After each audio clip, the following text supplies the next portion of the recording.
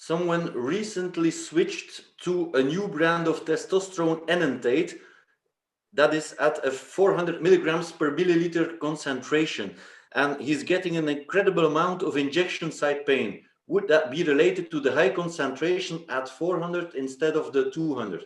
This is the TRT and Hormone Optimization YouTube channel, and if you want to learn all about the science-based information on this topic, consider subscribing, hit that notification bell, and you'll be on your way.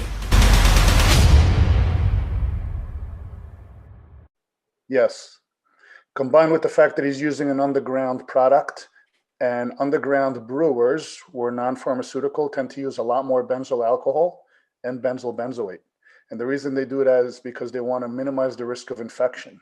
Because these guys run on these Reddit forums and these underground forums, and they develop a reputation by selling steroids to guys online. And if someone gets an infection or a septic abscess from one of their injections, their lab gets named and they lose their reputation. So they would rather hurt you a little bit, but prevent an infection so that they don't lose their reputation.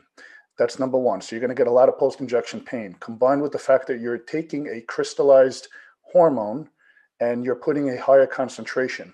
If I put 4 tablespoons of coffee into an 8-ounce glass, instead of 1 tablespoon coffee, it's going to be a much stronger flavor of coffee, and it's going to have a much stronger aftertaste. So testosterone should be up to 200 milligrams in a pharmaceutical world. In some countries, they go up to 250.